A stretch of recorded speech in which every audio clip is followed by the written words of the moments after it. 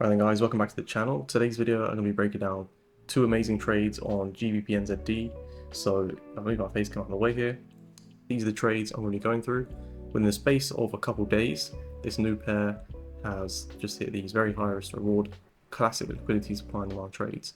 Now this is on the 30-minute, of course, still my main time frame, still the one I'm trading full time. Over the past year we've seen the power this time frame has and the results it's given, which have been incredible. These trades here, this pair is very interesting, so I completed the full backtest on this, and these were two trades, like I said, that played out live within the space of about 2 days, back-to-back trades in both directions, and both of them with some important price action parts to discuss. The most important part to these two trades was the overall structure and the market structure. So how do you decide when to actually take supply zone, when should you switch to demand zones, and what actually showed us to do that within this structure overall and internally. So I'm going to break down specifically those two things after I quickly explain the zone itself and the close-up structure that we could see over here. Very simply, if you guys trade liquidity supply and demand, you know we have normal supply and demand zones, but it always has to have liquidity in front taken out first.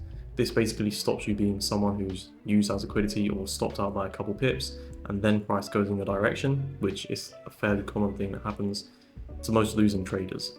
Now, in this case, our liquidity wasn't really a clear zone, so not so much that type of concept playing out. But you can see the obvious parts of this. We have a supply zone right here, which made it push to the downside. And right here, we had a couple blue candles formed of liquidity, which took out its own low. So the supply zone forms like this. Liquidity forms here. It has to take out its own low first before coming back to the zone. So you always form this type of structure where a high is taken out into the supply zone and then the trade can win. That's what we looked at here, right? It's not that clear an example, but once you master the strategy, you'll always be looking for something like this. First of all, there's a couple things to note which are most important, is that overall we were moving bullish beforehand, and we were taking out highs before this supply zone actually took place. So the first thing to note is, what is market structure telling you? How did we actually move to get up to this place, and how's market structure shifted once we've reached this area? First of all, it moved up here in more or less a straight line, so it didn't have any retracements, clear highs or lows being formed. It just moved up in one push. When this happens, of course, you can be expecting a large retracement to the downside, correcting a lot of this structure, potentially reaching the last sort of key level at these highs that were taken out. So in this case, if this retracement happens and then we continue bullish comfortably, that's more than enough. You don't need to look for a large retracement at this point. However, the market structure here didn't play out that way. So if you notice, this is the first retracement, pushed to the upside and it failed to take out highs. Retraced down to here. Now we didn't switch to being bearish because we didn't take out any lows over here. We then continued upwards. You need to note what market structure is telling you. So think about the human side of things, right? There's people buying, there's people creating these moves, whether it be banks, institutional traders, whatever it may be. That's what you're seeing happen. So first of all, people sort of stop buying and sellers take over. That's here. We haven't taken out the highs yet. When we take out these highs eventually, how do we take them out? Is it confident? Do we continue? We don't commit at all. We take it out by a very small amount and immediately we sort of stuck here. Now it tries again to take out the highs, sells off again. But like I said, still hasn't switched to bearish. So the structure, taking out highs still, all of this stuff that we're seeing has not really told us that we're going to switch to bearish yet. Now when we take out highs again, do we commit confidently? Do we start moving to the upside? No, we don't. Immediately we sell back into the range, fails to take out a high, and then we drop. So at this point, as soon as we've taken out this low, this is when the market structure shifts to thinking about taking supply zones. Now this one over here was positioned nicely because we also took out this low, which was a major low, and we didn't react from any of these demand zones. Now if it was to close respecting these demand zones and not close inside any of these, at that point you're not really going to be looking for a trade because that's just a sign that goes against you. And these zones themselves, these are fairly good liquidity supply and demand zones. So if you were to respect any of these, like I said, at that point, just be patient, wait for clear structure and don't take any of these supply zones. Over here, as soon as you start to retrace from these levels, you see a lot of momentum coming in. It's more or less just a fake out for buyers who are trying to trade the continuation and go long. All of that adds up for liquidity. You tap the untapped zone, you enter on the first candle to close respecting with your stop loss above the initial tap. Very simply, in these type of positions, like I broke down the structure from earlier, you can expect a large retracement and you want to target something safe. So if you look over here, we have these lows, with a nice gap to this clear demand zone in a small area of structure. So for me, that's how I place TPs. This one is safe enough, and you're already at a very high risk reward, so you don't need anything extra. Very simple, 7.5% there, just from understanding market structure and understanding when that shift is going to take place and when to take advantage of it. The good thing I've been seeing about this pair is that it respects market structure a lot, whether that be daily levels, key levels on the 4-hour time frame, all this type of thing. There's a lot of pairs that just aren't very clear. They don't respect levels that nicely. Those, for me, are not the type of pairs I want to be trading. So GN, during this forward testing, has been showing us some amazing price action.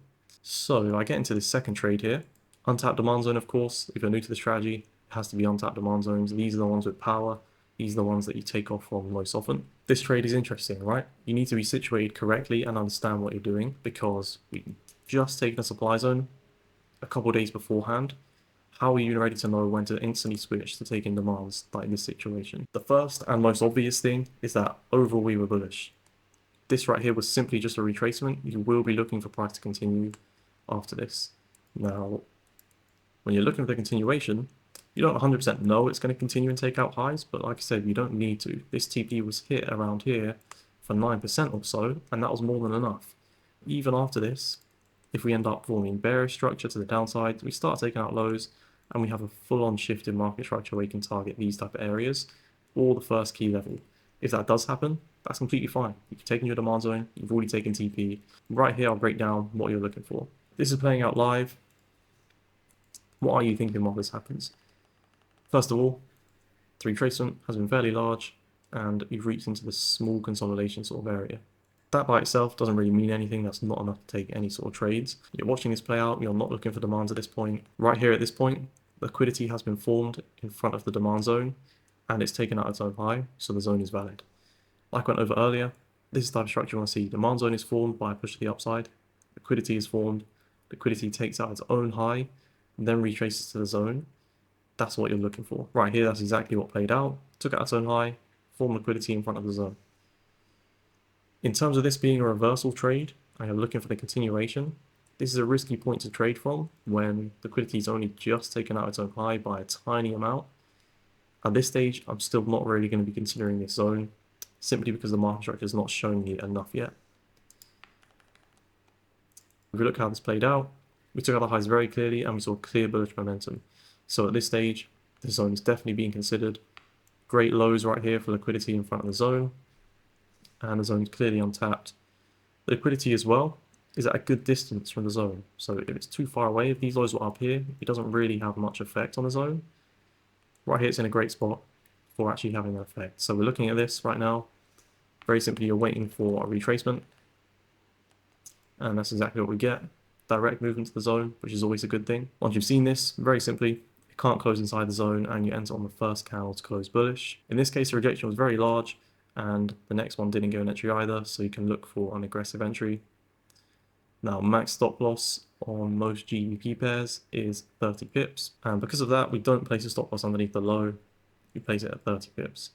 The most important thing about this trade is that we reacted off a strong key level. Whenever I'm looking to take trades that are against the most recent movement like this, we have to see a couple of things. The first is obviously clear bullish move to the upside with nice liquidity.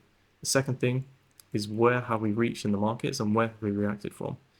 At this point, we usually always check in the daily time frame, and right here on the daily time frame, you can see this was a fairly strong level of resistance, so multiple taps over here on the resistance, respecting it consistently and not closing above.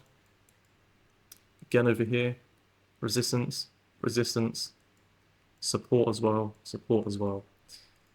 So this, for me, was a strong daily level. Even back here, we're still seeing reactions back in 1996. Clear level that you can expect volume to come in from, reversal to happen from, and we already saw that. Now, all traders being stopped out here for liquidity, traders who try and took this demand zone. Basically, as soon as that happens, right, you've taken liquidity, you've tapped a strong demand zone, you've tapped a strong key level, and you have clear movement to the upside to be corrected. Everything lines up for a high risk reward trade. So you take the entry, quite a lot of confidence that you won't be stopped out with a max stop loss. And for this one right here, clear targets to the upside. This is the first sort of small area of structure. You could take a TP1 at these highs if you want to. If not, around 8% is more than enough for 1 TP. Let the trade play out, and there you have it. Two very nice trades back to back. Supply followed by a demand zone. And you can see the power of these zones. They give you somewhere to consistently enter from. So you actually know what you're doing instead of trying to form places in the market yourself to enter from. You get clear zones. That's one of the best things about the strategy because it doesn't really leave anything up to question. And you can trade almost entirely off market structure, clear reactions from different places, and just take high quality positions. So those are the two trades. GN looking amazing in the forward test so far, respecting zones nicely, basically just doing everything a pair you want to trade would do. That's all for today's video. Of course, if you want to join the Discord where I take these trades live, then links in the description, as well as that, hours and hours of webinars, psychological content, basically everything you can need to become profitable. Without further ado, that's everything for today, and I'll see you guys in the next video.